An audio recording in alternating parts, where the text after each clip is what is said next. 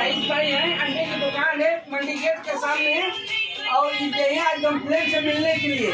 देखिए कंप्लेन, अरे चुप लेगा ना। अरे भैया चल, अरे भाई बैठो, अरे भाई बैठो, अरे भाई बैठो बैठो बैठो बैठो बैठो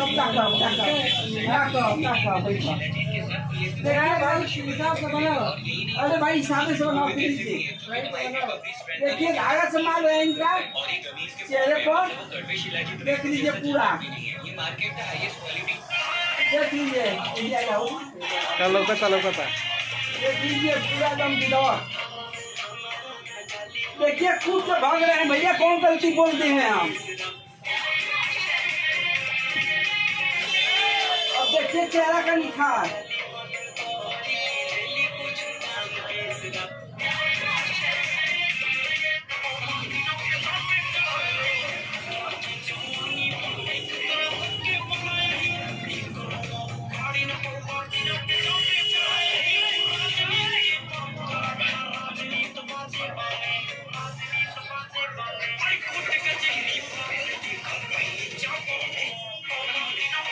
चमक गई लो।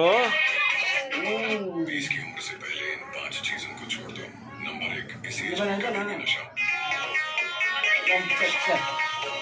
देख लीजिए भैया दम ओके।